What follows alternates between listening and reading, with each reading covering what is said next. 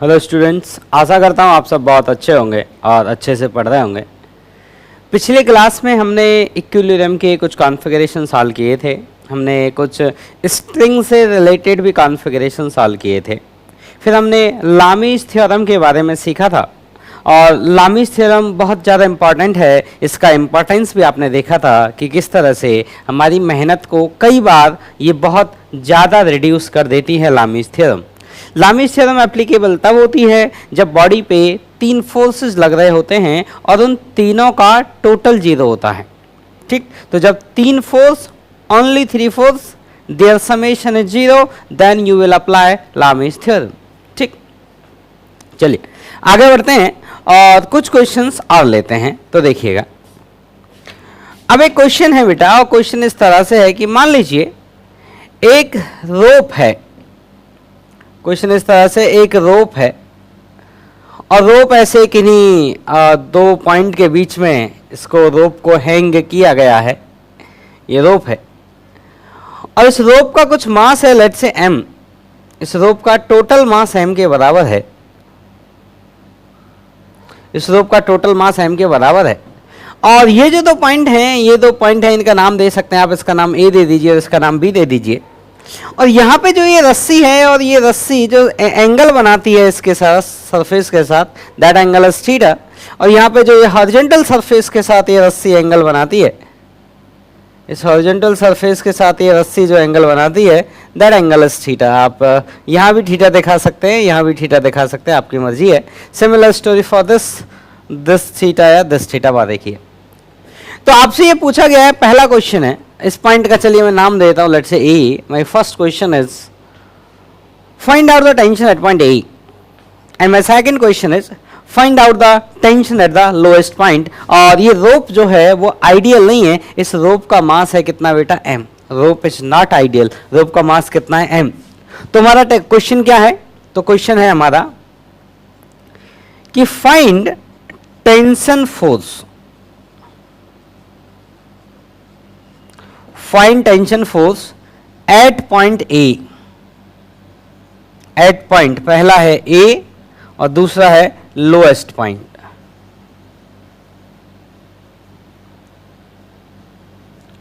अब देखो बच्चों, पॉइंट ए पर टेंशन या फिर लोएस्ट पॉइंट पर टेंशन, इसका मतलब क्या है, इसका मतलब यह हुआ कि पॉइंट ए पर आप इस रोप के मॉलिक्यूल कंसीडर करिए। कहां मॉलिक्यूल कंसीडर करिए, पॉइंट ए पर। अब जो वो मॉलिक्यूल होंगे वो एक दूसरे को फोर्स लगा रहे होंगे। तो पॉइंट ए पर जो रस्सी के मॉलिक्यूल्स हैं वो एक दूसरे को जिस फोर्स से खींच रहे हैं, बिकॉज टेंशन फोर्स हमेशा पुलिंग फोर्स होता है, तो वो जिस फोर्स से एक दूसरे को खींच रहे हैं वो पॉइंट ए का टेंशन फोर्स कहलाएगा। लोएस्ट पॉइंट पे टेंशन का क्या मतलब है, तो जो आपका लोएस्ट पॉइंट है, उस लोएस्ट पॉइंट के जो मॉलिक्यूल हैं वो मॉलिक्यूल एक दूसरे को खींच रहे हैं।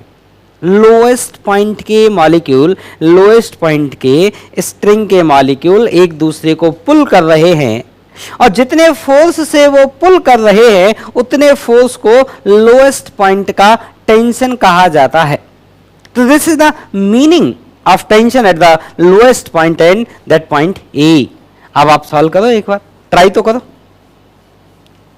ठीक है, और देखिए जो रोप है वो यूनिफॉर्म मास डिस्ट्रीब्यूशन है, मतलब ऐसा नहीं है कहीं से मोटी कहीं से पतली, हर जगह से एक जैसी मोटी है। मतलब मास डिस्ट्रीब्यूशन रोप में कैसा है, यूनिफॉर्म। तो अगर हम इसके फ्री बॉडी डायग्राम की बात करें तो देखिएगा बेटा, मैं इसका फ्री बॉडी डायग्राम बनाता हूं। चलिए मैं इसी में बना देता हूं, अलग से नहीं बनाते हैं। आप क्या करिए, ये जो नीचे वाला हैंगिंग रोप है, इस हैंगिंग रोप का एफईडी बनाइए। अब यहां पे देखिए, रोप इस अपर सीलिंग के साथ कांटेक्ट में है और यहां पर भी जो रोप है इस अपर सीलिंग के साथ कांटेक्ट में है। अब मेरी बात सुनना, रोप का बहुत छोटा सा पार्ट जो सीलिंग के कांटेक्ट में है उसे आप सीलिंग का ही हिस्सा मान लें।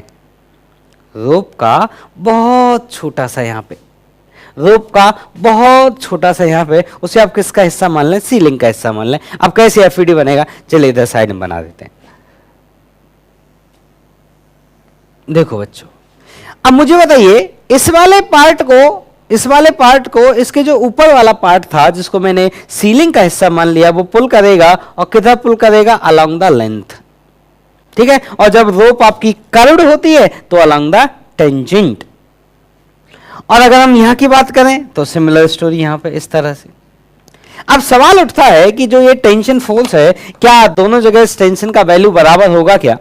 तो देखो, वैसे तो आप याद रखो ड्यू टू सिमेट्री, बिकॉज जैसा इसका लेफ्ट हाफ है वैसा इसका राइट हाफ है। अगर आप इस वाली लाइन के अबाउट देखें तो डायग्राम एकदम मिरर इमेज है लेफ्ट और राइट में। तो अगर इस लाइन के अबाउट ये डायग्राम मिरर इमेज है, मास डिस्ट्रीब्यूशन भी यूनिफॉर्म है, तो यहां का और यहां का टेंशन बराबर होना चाहिए। लेकिन मान लो किसी बच्चे को ये सिमेट्री आर्गुमेंट अभी मान लो देखना नहीं आता, धीमे धीमे सीख जाएंगे आप लेकिन तो उसके लिए तरीका बता देता हूं। देखिए, ये एंगल थीटा दिया आपको और ये एंगल थीटा दिया आपको। तो मैं कह रहा हूं आप क्या करो, इस टेंशन को अलग अलग मान लो। ऐसा करो, इसको मान लो T1 और इसको मान लो T2, क्योंकि आपको मालूम नहीं है कि वो बराबर होगा या नहीं होगा। और इस रोप पर एक लगेगा mg, वो होगा वर्टिकली डाउनवर्ड। एक चीज आप बहुत अच्छे से जानते हैं कि ये जो रोप है वो इक्विलिब्रियम में है, और अगर ये रोप इक्विलिब्रियम में है तो इस पर नेट फोर्स 0 होगा। तो जितना फोर्स वर्टिकली डाउनवर्ड है उतना ही फोर्स वर्टिकली अपवर्ड भी होना चाहिए, जिससे अपवर्ड और डाउनवर्ड वाले दोनों एक दूसरे को कैंसिल आउट करें। तो इस T1 का ऊपर जो कंपोनेंट आएगा वो आएगा T1 sin थीटा, और इस T2 का जो ऊपर कंपोनेंट आएगा वो आएगा T2 sin थीटा, और ये बराबर है mg के। हॉरिजॉन्टल डायरेक्शन में भी नेट फोर्स 0 होना चाहिए। तो T1 का हॉरिजॉन्टल कंपोनेंट आएगा T1 cos थीटा, और T2 का जो हॉरिजॉन्टल कंपोनेंट आएगा वो आएगा T2 cos थीटा। तो T1 cos थीटा बराबर आएगा किसके, T2 cos थीटा के। क्यों आएगा बराबर, क्योंकि T1 cos थीटा जो है वो लेफ्ट डायरेक्शन में है और T2 cos थीटा जो है वो राइट डायरेक्शन में है। तो लेफ्ट और राइट वाले एक दूसरे को कैंसिल आउट करने चाहिए। तो जितना फोर्स लेफ्ट में लग रहा है उतना ही राइट में लगना चाहिए। तो T1 cos थीटा बराबर होना चाहिए T2 cos थीटा के। cos थीटा से cos थीटा कैंसिल आउट हो गया, तो T1 बराबर क्या आ गया, T2, जो मैंने आपको बोला था। चाहे आप उसे सिमेट्री आर्गुमेंट से एक्सेप्ट कर लें या फिर ये न्यूटन्स लॉज आपको एक्सेप्ट करा देगा कि देखिए वो T1 T2 अलग अलग नहीं है, वो T1 T2 कैसे हैं, बराबर हैं। और अगर वो T1 T2 बराबर हैं तो ऐसा करते हैं, इस T1 T2 को मैं लेट्स से कैपिटल T मान लेता हूं या TA मान लेता हूं। इसे T1 T2 बराबर, उसे मैं TA मान लेता हूं। तो क्या आया, ये आएगा TA क्यों माना, क्योंकि ये पॉइंट A के पास वाले मॉलिक्यूल के बीच का फोर्स है, इसे पॉइंट A का टेंशन कहा जाएगा। तो इसको लिख सकता हूं बेटा मैं, क्या देखो, TA sin थीटा। इसको क्या लिख सकता हूं बेटा, TA sin थीटा, और ये बराबर है बेटा किसके, mg के। तो अगर हम TA का वैल्यू कैलकुलेट करें तो ये आएगा mg/2 sin थीटा। लिख लें इसको। तो ये तो इसका पहला पार्ट हो गया। कौन सा पहला पार्ट, कि इसका जो पॉइंट A है वहां पे टेंशन का वैल्यू क्या होगा। अब इसका जो नेक्स्ट पार्ट है कि जो लोएस्ट पॉइंट है वहां पे टेंशन की वैल्यू क्या होगी, वो मैं कैलकुलेट करके दिखाता हूं। ठीक, तो देखिए इसको हटाते हैं पहले, क्योंकि मुझे जरूरत पड़ेगी। चाहे तो मैं इसी में ही बना सकता हूं, ठीक है। देखिए, अब देखो, अब या तो आदमी पॉइंट A पे टेंशन कैलकुलेट करने के लिए इस प्रोसेस को फॉलो करेगा, और अगर कोई बच्चा इस प्रोसेस को फॉलो करना नहीं चाहता तो वो एक दूसरे प्रोसेस को भी फॉलो कर सकता है। कौन सा, मैं बता रहा हूं। अब जब मैं लोएस्ट पॉइंट का टेंशन निकालूंगा तो यहां पे हम तरीका देखेंगे कि इससे आप लोएस्ट का और पॉइंट A का दोनों का निकाल सकते हैं। ठीक है, तो देखिए सुनिए, सबसे पहले हम लोग ये जो हाफ रोप है, ओनली दिस हाफ रोप, इसका फ्री बॉडी डायग्राम बनाएंगे। क्यों, मेरी मर्जी, आप जिसका चाहें उसका फ्री बॉडी डायग्राम बना सकते हैं, लेकिन आपको बस ये याद रखना है कि जो चीजें कैलकुलेट आपको करनी हैं वो चीजें इक्वेशन में इन्वॉल्व होनी चाहिए, अदरवाइज उनका वैल्यू हम नहीं निकाल पाएंगे। तो अगर मैं इस हाफ रोप का फ्री बॉडी डायग्राम बनाऊंगा तो इस वाले फ्री बॉडी डायग्राम में लोएस्ट पॉइंट का टेंशन भी आएगा और पॉइंट ए का भी टेंशन आएगा। तो पॉइंट ए पर जो टेंशन लगेगा, मैं किसका एफईडी बना रहा हूं, दैट हैंगिंग हाफ रोप का। किसका एफईडी बना रहा हूं बेटा, हैंगिंग हाफ रोप का। तो यहां जो टेंशन फोर्स लगेगा वो इस डायरेक्शन लगेगा, माना टी, तो इसको टी ए बोल देते हैं। और यहां जो टेंशन फोर्स लगेगा, अब मुझे बताइए ये वाले मॉलिक्यूल को, मतलब ये वाले मॉलिक्यूल्स को या ये वाले रस्सी के पार्ट को इधर वाले वाला जो रस्सी का पार्ट है ये पुल करेगा, क्योंकि मेरा सिस्टम बस ये हाफ रोप है, इस लाइन के इधर वाला ही मेरा सिस्टम है, इधर वाला मेरा सिस्टम नहीं है। तो ये वाला जो रोप का पार्ट है, ये वाले जो मॉलिक्यूल्स हैं वो इस वाले मॉलिक्यूल को पुल करेंगे, क्योंकि टेंशन में मॉलिक्यूल हमेशा एक दूसरे को पुल करते हैं। तो जब मैं फ्री बॉडी डायग्राम बनाऊंगा तो इतने पार्ट को मैं हटा देता हूं और इस पर फोर्स बना दिया जाएगा ऐसे, और इसको लिख दिया जाएगा TL, tension is the lowest point.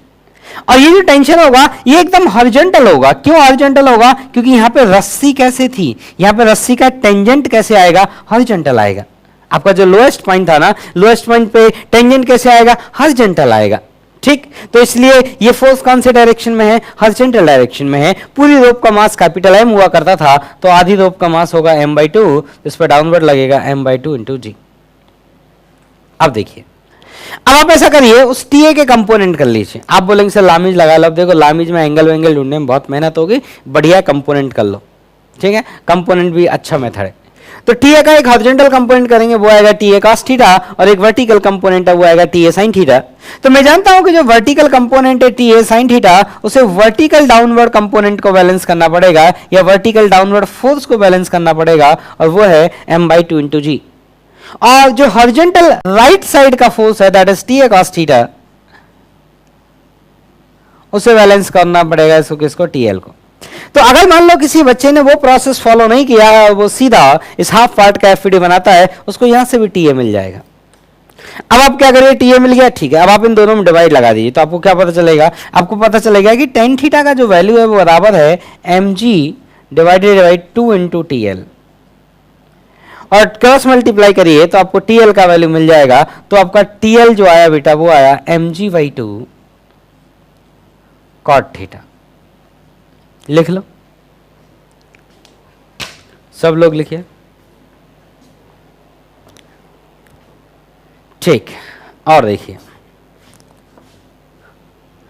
अब नेक्स्ट क्वेश्चन स्टार्ट करते हैं, तो इसको आप लिख लें सभी बच्चे।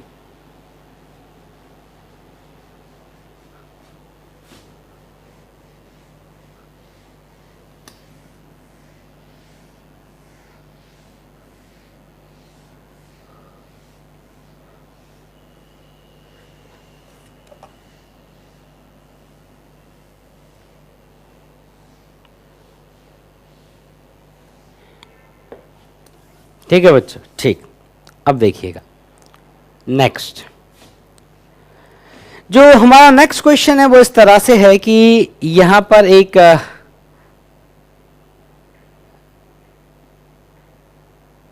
इस तरह से एक रस्सी है, और यहां पे एक ऐसे बॉल है, और यहां एक रस्सी है, यहां भी एक बॉल है, और यहां एक रस्सी है। मैं डायग्राम थोड़ा ठीक है, और इस वाले डायग्राम को थोड़ा इस तरह से बना, ओके। चलिए,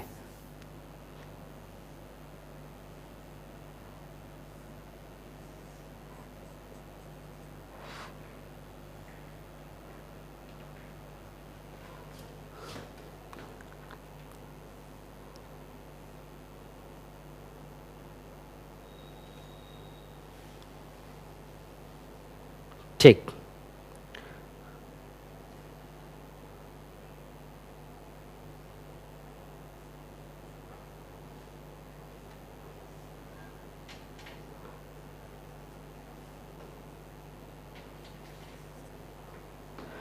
तो ये जो क्वेश्चन है इसमें यह है कि स्मॉल एम मास की एक बॉल है, और जितनी भी रस्सी हैं वो सब आइडियल रोप है। ये स्मॉल एम मास का ब्लॉक है, ये रोप है, और ये एंगल आपके लिए दिया गया है कि हॉरिजॉन्टल लाइन से ये दोनों रोप 45 डिग्री का एंगल बनाती हैं, और ये नॉट है बीच में। तो 1 रोप, 2 रोप, 3 रोप और 4 रोप। तो इस पूरे डायग्राम में 4 इंडिपेंडेंट रोप हैं। और इसके बाद यहां पे कैपिटल एम मास का, कैपिटल एम का एक मास है और यहां पे एक रोप है और इस रोप का हॉरिजॉन्टल से एंगल थीटा है और आपसे पूछा गया है calculate tan theta.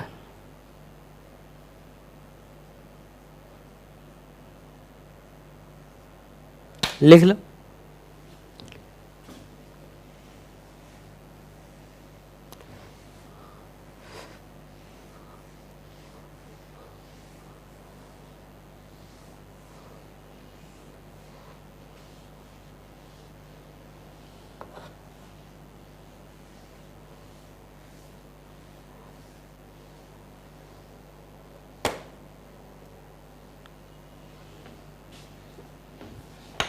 Calculate tan theta. अब देखिए मैं सॉल्व करता हूं।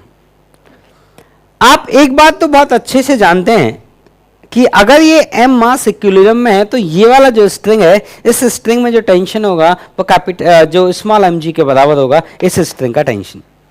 ठीक, अब ऐसा करते हैं, हम इस नॉट का फ्री वार डायग्राम बनाते हैं और मैं आपसे फिर से कह रहा हूं कि ये वाले रोप और ये वाले रोप, दोनों रोप में टेंशन बराबर होगा और जिन बच्चों को नहीं लगता है बराबर होगा वो बच्चे इसमें T1 मान लें और इसमें T2 मान लें। और फिर ऐसे इमेजिन करें, जब इस नॉट का फ्री बॉडी डायग्राम बनाएंगे तो इसका एक हॉरिजॉन्टल कंपोनेंट आएगा T1 cos 45 और इसका एक हॉरिजॉन्टल कंपोनेंट आएगा T2 cos 45। वो दोनों बराबर होंगे, इसका मतलब T1 बराबर T2 होगा। ठीक है, तो पहले आप भले ये साइड में एक डायग्राम बना के ये भरोसा कर लें कि T1 T2 बराबर होंगे, मैं सीधा बराबर लिखूंगा। अब सुनना मेरी बात, इस वाले रोप में जो टेंशन होगा वो स्मॉल एम जी के बराबर होगा और जब मैं इस नॉट का फ्री वार डायग्राम बनाऊंगा, मैंने नॉट का फ्री वार डायग्राम बोला है, इस पे नीचे लगेगा स्मॉल एम जी, क्योंकि मैंने नॉट का फ्री वार डायग्राम बनाना है। नॉट को एक स्मॉल ऑब्जेक्ट की तरह ट्रीट करना है जिसका मास 0 है। इस वाली रोप के टेंशन को मैं T बोल देता हूं, इसलिए इस डायरेक्शन लगेगा टेंशन फोर्स T और इस वाली रोप के टेंशन को भी मैं T बोल देता हूं, इस डायरेक्शन लगेगा टेंशन T। दोनों टेंशन बराबर होंगे। हाँ, अगर ये दोनों एंगल बराबर नहीं होते तो ये T बराबर नहीं होते, लेकिन ये एंगल बराबर हैं इसलिए दोनों T बराबर होंगे। आप सोचो ना, T cos 45 और T cos 45 दोनों को बराबर होना है और इस T का जो वर्टिकल कंपोनेंट आएगा, क्योंकि इस नॉट पे नेट फोर्स 0 होना चाहिए, तो इस T के जो वर्टिकल कंपोनेंट आएंगे वो इस नॉट पे जो डाउनवर्ड कंपोनेंट है स्मॉल एम जी उसको बैलेंस करेंगे। ये टेंशन का वैल्यू है एम जी नॉट के ऊपर। तो हम क्या इक्वेशन लिखेंगे बच्चों? हम लिखेंगे 2T sin 45, this is the vertical force on the not. जैसे आप इसका कंपोनेंट करोगे, इस T का कंपोनेंट करोगे वर्टिकल और इस वाले T का भी कंपोनेंट करोगे वर्टिकल और दोनों कंपोनेंट एड अप होके क्या बन जाएंगे? 2T sin 45। ठीक, तो 2T sin 45 बराबर होगा डाउनवर्ड वाले के स्मॉल एम जी के, तो यहां से T का जो वैल्यू आएगा वो आएगा mg upon 2 sin 45।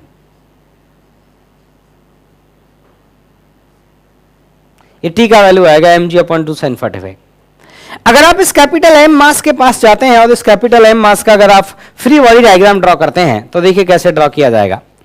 Capital M मास का फ्री बॉडी डायग्राम ड्रॉ किया जाएगा, नीचे लगेगा कैपिटल एम जी। ठीक है बच्चों, और उस रस्सी में टेंशन को मैं अगर T मान ले, इसको T1 मान लेता हूं तो इस T1 का एक हॉरिजॉन्टल कंपोनेंट आएगा T1 cos थीटा और इसका एक वर्टिकल कंपोनेंट आएगा T1 sin थीटा, बिकॉज ये एंगल आपके लिए थीटा गिवन है। और इस वाले कैपिटल एम मास का एफईडी मैंने बनाया है। ये इस कैपिटल एम मास पे ये वाली जो रस्सी है वो एक टेंशन फोर्स लगाएगी इस डायरेक्शन में, जिस टेंशन का हॉरिजॉन्टल से जो एंगल है वो कितना होना है? 45 डिग्री। आप ऐसे देखो, ये हॉरिजॉन्टल लाइन है। इस वाले टेंशन का, ये रोप जो टेंशन लगाएगी इसका जो हॉरिजॉन्टल से एंगल होना है वो कितना होना है? 45 डिग्री। तो इस T का जो इधर वाला कंपोनेंट आएगा वो आएगा T cos 45 डिग्री और जो इधर वाला कंपोनेंट आएगा वो आएगा T sin 45 डिग्री। ठीक, क्योंकि हमारा कैपिटल एम मास इक्विलिब्रियम में है इसलिए इसके ऊपर नेट फोर्स 0 होना चाहिए। इसका मतलब जितना फोर्स इसके ऊपर वर्टिकली अपवर्ड है उतना ही वर्टिकली डाउनवर्ड होना चाहिए और जितना लेफ्ट में है उतना ही राइट में होना चाहिए।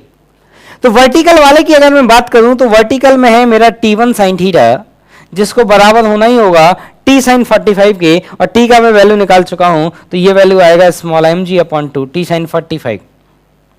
यहां से देखो ना T sin 45 का वैल्यू, और प्लस कैपिटल एम जी कौन है? आपका T1 sin theta.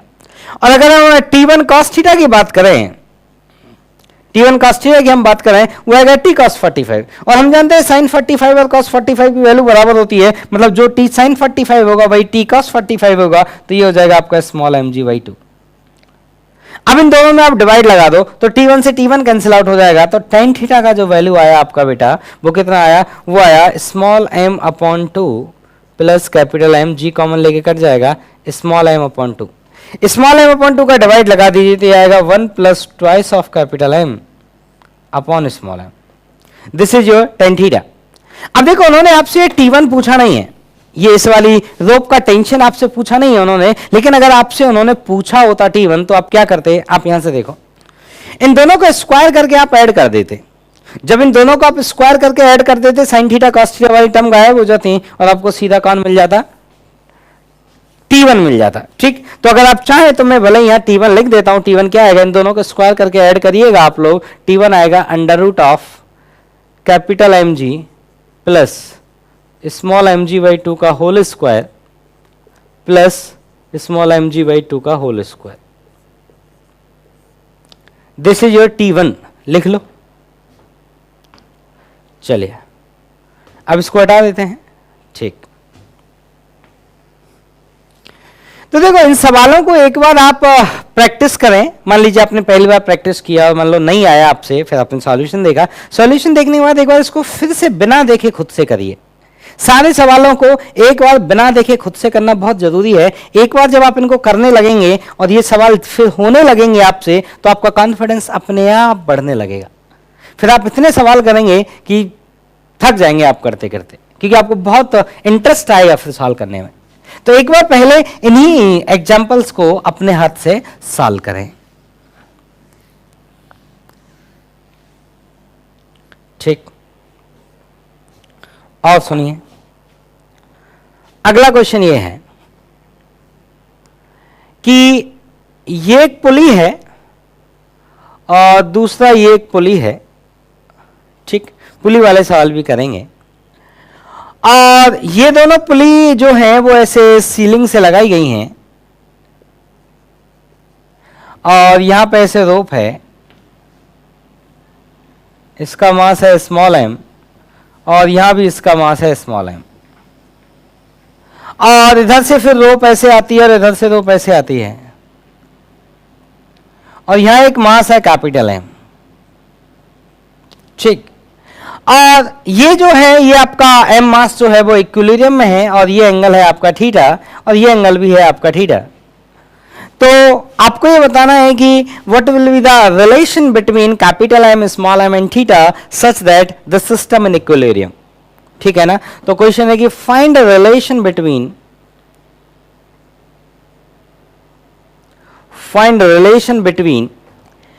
Capital M small m and theta such that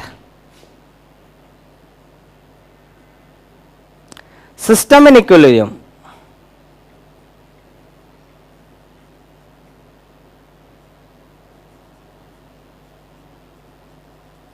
ठीक, अब सुनना मेरी बात। अब अगर ये सिस्टम इक्विलिब्रियम में है तो इस वाली रोप में टेंशन स्मॉल m g के बराबर होना चाहिए और इस वाली रोप में भी टेंशन स्मॉल m g के बराबर होना चाहिए। आपके पास दो इंडिपेंडेंट रोप हैं। सवाल में कुछ नहीं बोला जाएगा तो पुली को आइडियल माना जाएगा, स्मूथ माना जाएगा, पुली को मासलेस माना जाएगा। आइडियल पुली का मतलब है स्मूथ एंड मासलेस।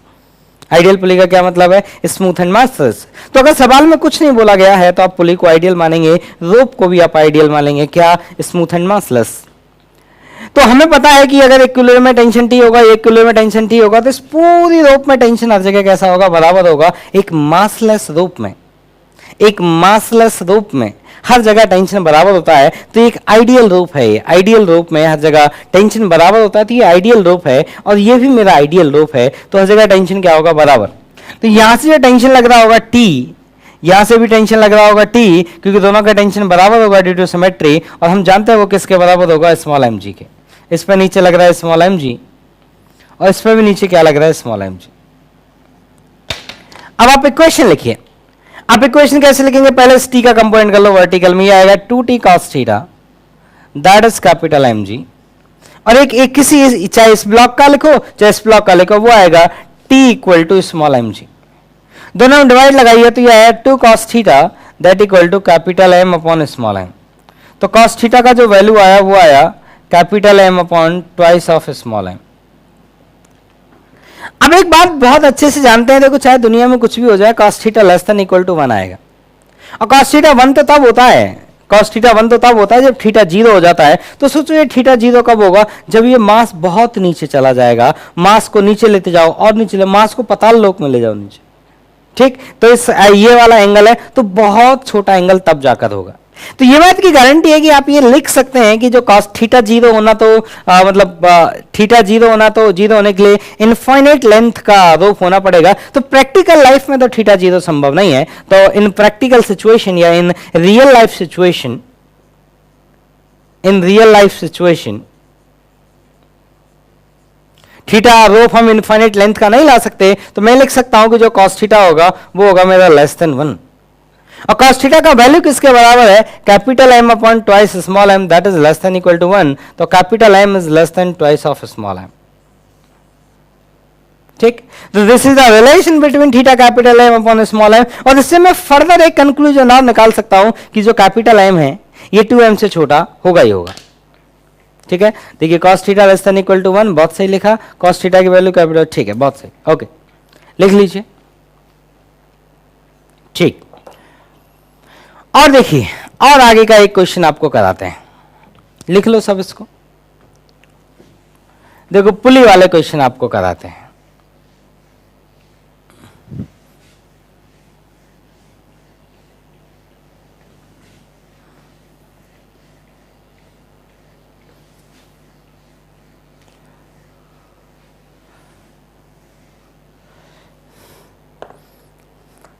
तो देखो बच्चों क्वेश्चन ये है,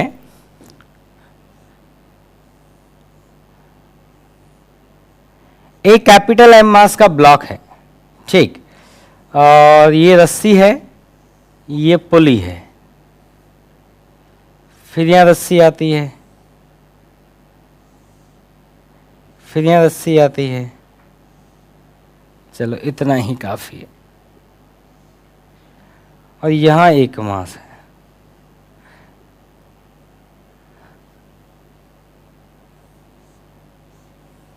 इसको बोल देते हैं M1 और इसको बोल देते हैं M2। और क्वेश्चन ये है कि ये सिस्टम इक्विलिब्रियम में है तो आपको बताना है M1 अपॉन M2 कितना होगा।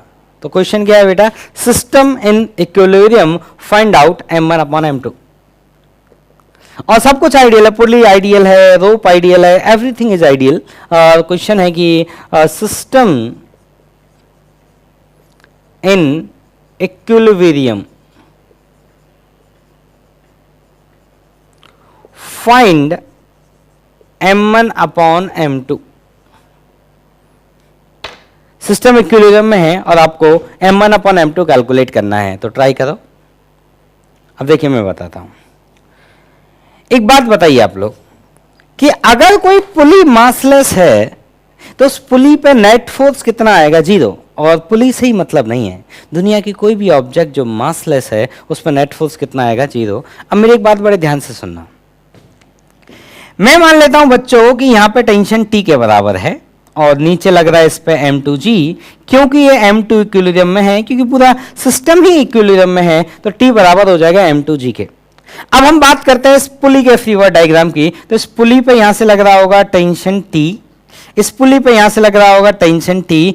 क्योंकि पुली आइडियल है, क्योंकि पुली आइडियल है, क्योंकि पुली पे नेट फोर्स होना 0 होना चाहिए, इसलिए इस पुली पे जो यहां से ऊपर फोर्स आएगा वो 2T के बराबर आएगा।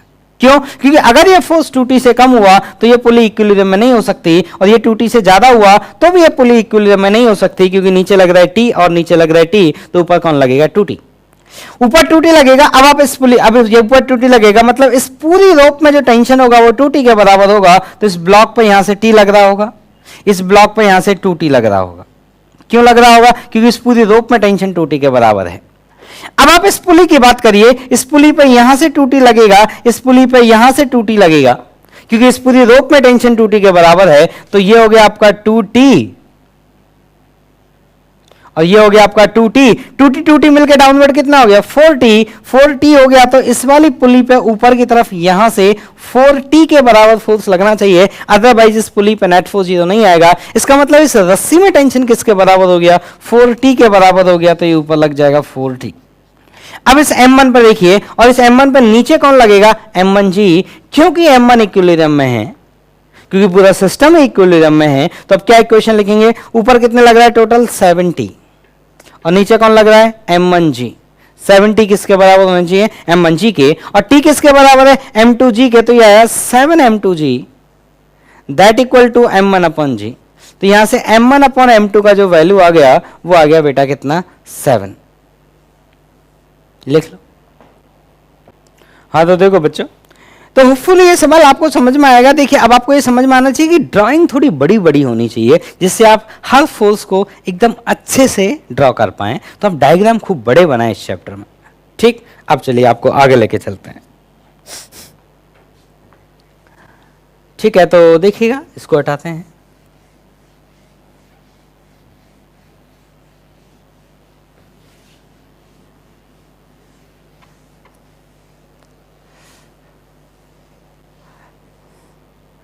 नेक्स्ट क्वेश्चन सुनना बेटा। नेक्स्ट क्वेश्चन ये है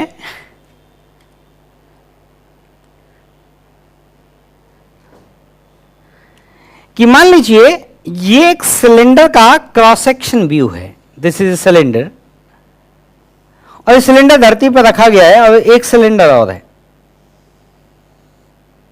और ये क्रॉस सेक्शन व्यू है। ये दोनों आइडेंटिकल सिलेंडर हैं, और ये दोनों धरती पर इस तरह से रखे गए हैं आपस में कांटेक्ट में। They are two cylinder, they are two identical cylinder, और ये इनका क्रॉस सेक्शन व्यू है। और इनको किस तरह से रखा गया है वो डायग्राम बना रहा हूं। ये वो दो सिलेंडर है, इनको ऐसे रखा गया है, ऐसे एकदम ऐसे। तो आप जब इस साइड से आप जब देखेंगे तो आपको क्या दिखाई देंगे, सिर्फ ये सर्कल्स दिखाई देंगे। इसको बोलते हैं क्रॉस सेक्शनल व्यू।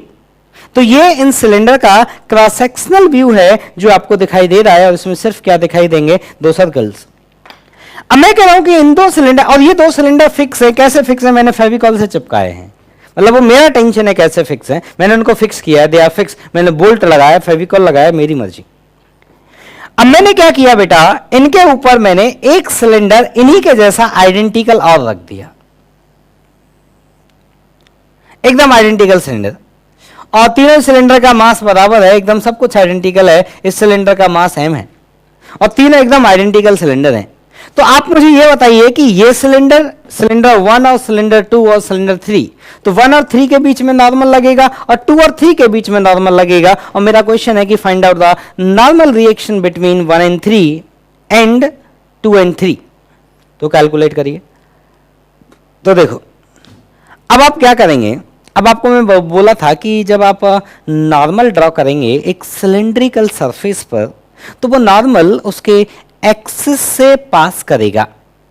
तो आपको एक बात तो क्लियर होनी चाहिए बेटा यहां पे। कैसे, देखो मैं ड्रॉ करके दिखाता हूं कि यहां से जो नॉर्मल लगेगा ऐसे, ये इनके सेंटर को ज्वाइन करने वाली लाइन के अलोंग होगा, और यहां से जो नॉर्मल लगेगा वो इनके सेंटर को ज्वाइन करने वाली लाइन के अलोंग होगा। अब मेरी बात सुनना, अब मैं आपसे एक बात पूछूं कि ये वाला लेंथ 2r है, ये 2r है, ये 2r है, तो मैं आपसे पूछूं एंगल कितना होगा, आंसर है 60। ये एंगल कितना होगा, आंसर है 60। और ये एंगल कितना होगा, आंसर है 60, because 2r 2r 2r, this is a equilateral triangle. तो इस तरह से मैथ्स भी हम लोग सीखते हैं फिजिक्स के साथ साथ में। तो यहां से जो एक फोर्स लगेगा उस नॉर्मल को मैं मान लेता हूं n1। मैं नहीं जानता कि ये दोनों नॉर्मल बराबर होंगे या नहीं, बस मुझे तो पता है कि वो बराबर होंगे, लेकिन आप नहीं जानते तो आप उनको अलग अलग मान लें। और यहां से जो नॉर्मल लगेगा उसको मान लेते हैं हम n2, और जो mg लगेगा वो वर्टिकली डाउनवर्ड लगेगा।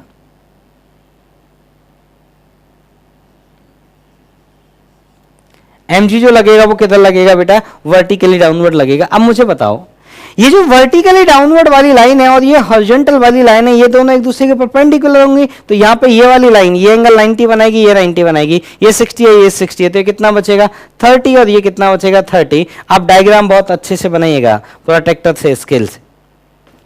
इसका मतलब ये 30 हुआ, ये 30 हुआ, इसका मतलब ये एंगल भी 30 होगा और ये एंगल भी 30 होगा। अब क्योंकि ऊपर वाले सिलेंडर पर नेट फोर्स 0 है, क्योंकि ऊपर वाला सिलेंडर इक्विलिब्रियम में है, तो कितना फोर्स आएगा, ये है n1 और वो है n2, ये आएगा n1 cos 30 plus n2 cos 30, और ये बराबर हो जाएगा आपके किसके, उसके mg के। अब इस पे लगने वाला हॉरिजॉन्टल भी नेट फोर्स 0 होना चाहिए, तो वो आएगा n1 sin 30 बराबर हो जाना चाहिए n2 sin 30 के। तो यहां से आपको पता चलेगा कि n1 n2 तो बराबर है, और n1 n2 बराबर आप उसको n मान लीजिए। तो उसमें n1 n2 की जगह अगर हम n पुट करेंगे तो n का जो वैल्यू आएगा वो आएगा mg अपॉन 2 cos 30, और cos 30 का वैल्यू होता है √3/2, तो n का जो वैल्यू आया वो आया बेटा mg अपॉन √3। लिख लो। ठीक, देखिए और आपको एक सवाल और कराते हैं। ऐसे बहुत सवाल करेंगे आप लोग, जब ऑफलाइन आ जाओगे ना तभी आपको बहुत सवाल कराएंगे, क्योंकि इस चैप्टर को हम खूब पढ़ेंगे एकदम, मतलब जब तक सबको क्लियर नहीं होगा तब तक नहीं बढ़ेंगे आगे। ठीक है, तो एकदम बस तबीयत से पढ़िए, कोई भी सवाल नहीं आए पूछिए एकदम बिंदास। ठीक है ना, क्योंकि सबने इसी धरती पे आके सीखा है, माँ के पेट से सीख के कोई नहीं आया है। किसी ने थोड़ा जल्दी सीख लिया, किसी ने थोड़ा लेट सीख लिया, लेकिन सबने सीखा यही है। हम भी यही सीखे हैं, ऐसा नहीं है कि हम सीख के आए, हम भी यही सीखे हैं, हम भी एक दिन आप ही की तरह थे। ठीक है, तो कोशिश करिएगा, सीख जाओगे, ये मेरी गारंटी है आपको। ठीक है ना, आप पूछिएगा। ठीक है, और कोशिश करिएगा जल्दी से ऑफलाइन आओ, क्योंकि ऑफलाइन में और मैं अच्छे से चीजों को विजुलाइज आपको करा पाऊंगा, क्योंकि आप मेरे सामने होंगे, आपसे मैं पूछूंगा ये फोर्स किधर लगा, आप फिर बताएंगे अपनी विजुलाइजेशन के हिसाब से। तो फिर अगर गलत होगा तो मैं उसे करेक्ट कर पाऊंगा, 3D मॉडल दिखा के कर पाऊंगा। ठीक है, चलिए एक क्वेश्चन और करते हैं। क्वेश्चन ये है बेटा कि एक इंक्लाइन, एक ट्रायंगुलर वेज है, this is my triangular wedge. ये एक ट्रायंगुलर वेज है जिसके एंगल्स के बारे में नहीं बताया गया है कि बॉटम से क्या एंगल है, और ये फिक्स है, ये फिक्स है, और ये स्मूथ इसकी सरफेसेस हैं। इसके ऊपर एक रोप रखी गई है। क्या किया गया बच्चों, इसके ऊपर एक रोप रखी गई है इस तरह से।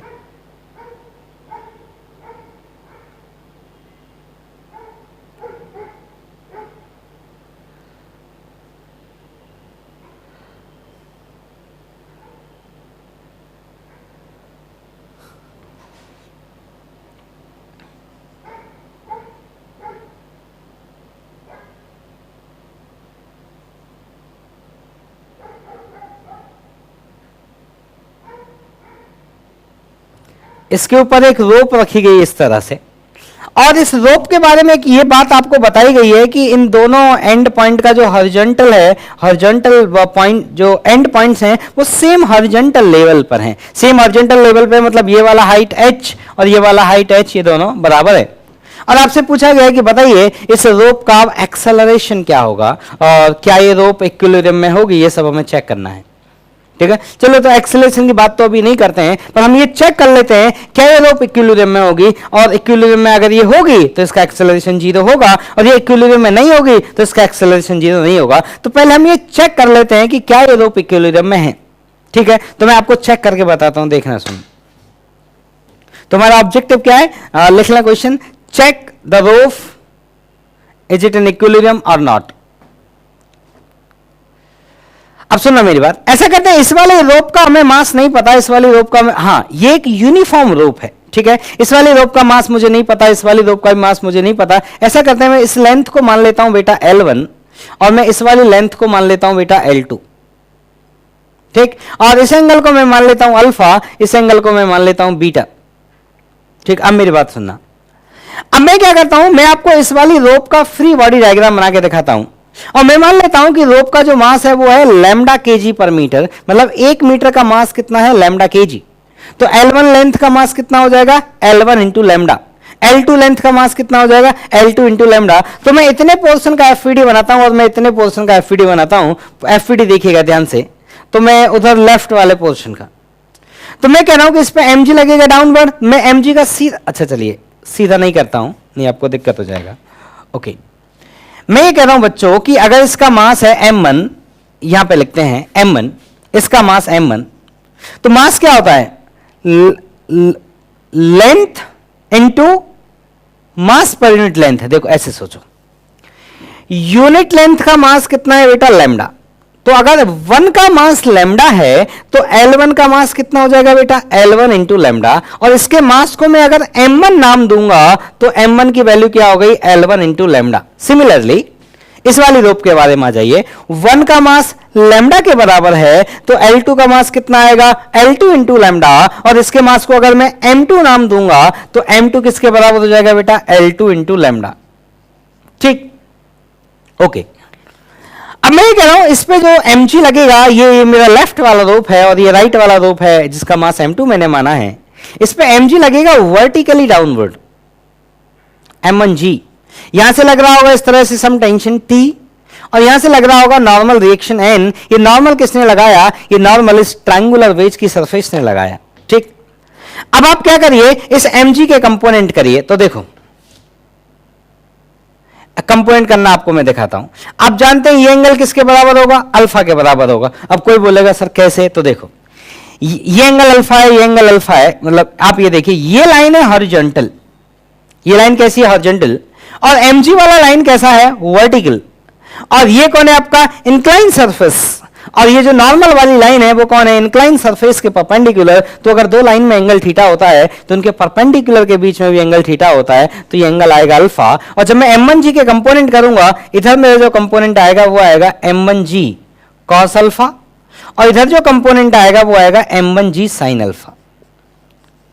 अब आज के बाद इस चीज को याद रखो। देखो अब ये कंपोनेंट करना mg के बार बार हम नहीं करेंगे क्योंकि इससे बहुत ज्यादा हमारा काम पड़ेगा। आप ये याद रखो कि एंगल ऑफ इंक्लिनेशन अगर थीटा है तो अलोंग द इंक्लाइन जो कंपोनेंट आएगा वो mg sin थीटा आएगा, और इंक्लाइन के परपेंडिकुलर जो आएगा वो mg cos थीटा आएगा। अब इसको आगे से याद रखो।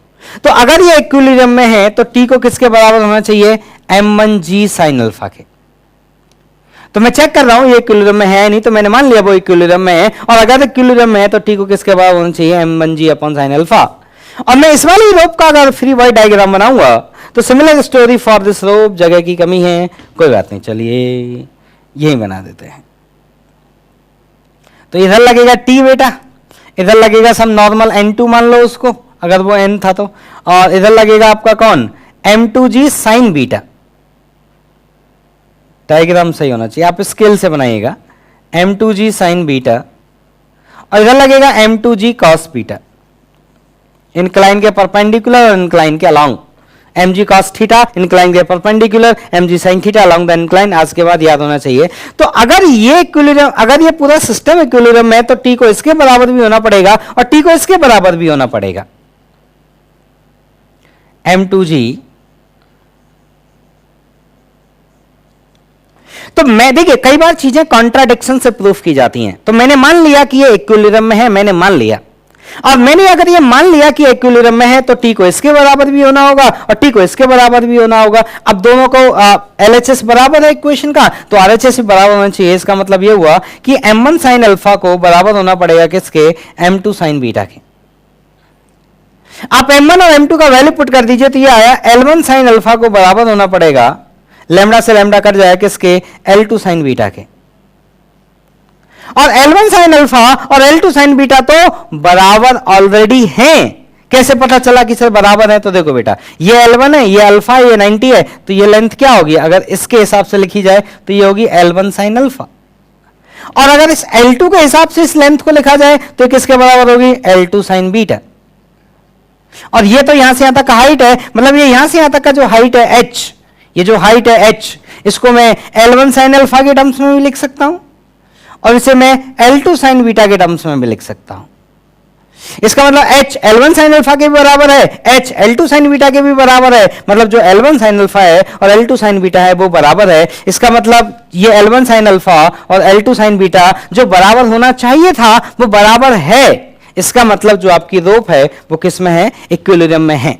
हाँ, अगर मान लो हमारी यहां पे कंडीशन आती कि L1 sin अल्फा बराबर 2L2 sin बीटा, मान लो ये कंडीशन आती और यहां से हमें पता चलता कि L1 sin अल्फा तो सिर्फ L2 sin बीटा के बराबर है, लेकिन कंडीशन कौन सी आई, 2 वाली, तो ये वाली कंडीशन फिर सही नहीं होती। इसका मतलब हमने जो माना वो गलत माना, और हमने क्या माना था, ये इक्विलिब्रियम में है। ठीक है, तो कई बार चीजें कॉन्ट्राडिक्शन से भी प्रूफ की जाती हैं। ठीक है बेटा, तो पढ़िए, इसको समझिए, और कोई डाउट हो किसी भी तरह का तो पूछिए, हिचकिचाइए नहीं कभी डाउट पूछने में। ठीक है, तो चलिए बेटा पढ़ते रहिए, फिर मिलते हैं आपसे नेक्स्ट क्लास में।